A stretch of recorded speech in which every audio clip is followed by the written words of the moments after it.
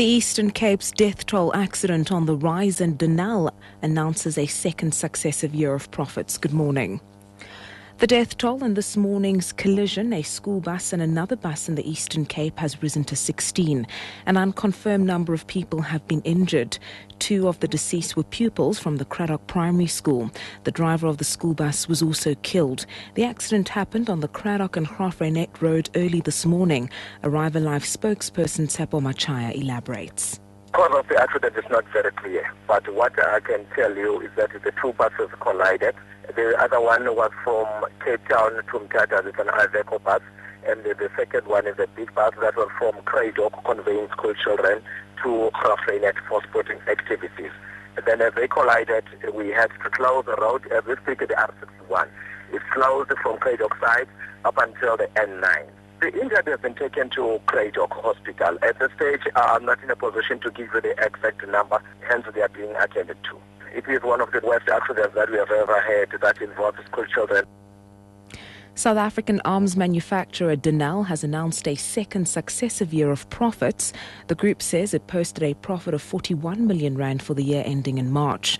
Although the profit is lower than the 110 million rand posted last year, officials say the company is on the road to a sustainable financial turnaround following 10 years of losses. Denel's Group Chief Financial Officer Figile Mhlonto says Parliament's Defence Review recognises the local defence industry as a national asset.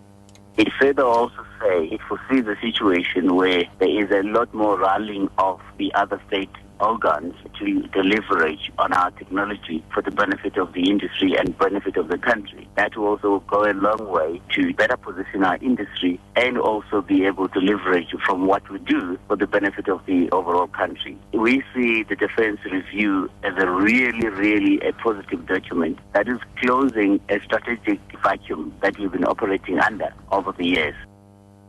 The Eastern Cape Provincial Health Department has dispatched a team of pharmacists and health officials to inspect huge amounts of drugs that were dumped at Mbashini Mvezo village in Mthatha. Health spokesperson Sizwe Kupelo says the dumping of high-risk drugs is a very serious matter. This is tantamount to genocide. You cannot take what is due to the people.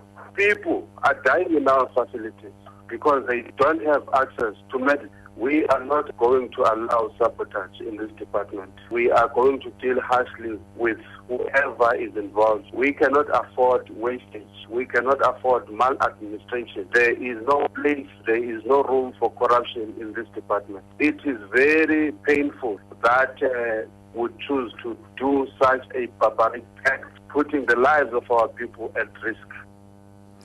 The funeral service of the victims of a truck and goods train accident is underway near Malelane in Mpumalanga. Hundreds of mourners have packed the local stadium to pay their last respects. 24 coffins have been lined up in the stadium where a joint funeral service is held. Public Enterprises Minister Malusi Gigaba and Mpumalanga Premier David Mabuza are amongst the dignitaries attending the funeral service.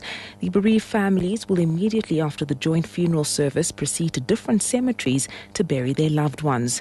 2 of the deceased are to be buried in Swaziland, and it's not clear yet if the victim from Mozambique will be buried in his native country. In other news, Western Cape Community Safety Minister Dan Plato says the safety of communities is one of the top priorities of his government.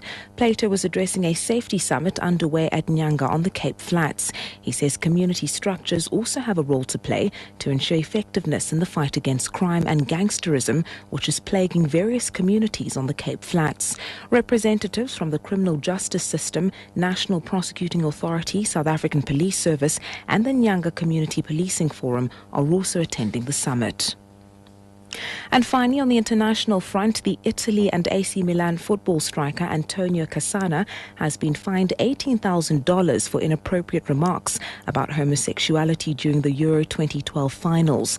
The status of gay footballers is a sensitive issue in Italy, a traditionally Catholic country. The BBC's Mark Duff reports from Milan. Cassano, outrageously talented but with a reputation as the foul-mouthed bad boy of Italian football, joked with journalists that the Italy manager had warned him he'd be asked for his attitude to reports that 2 of the Italy squad were gay. "If I say what I think," he said, "I hope there aren't any, but if there are, then that's their problem." The next day, Cassano apologised and denied he was homophobic. But that wasn't enough to save him from one of the biggest fines of its kind ever handed down by UEFA.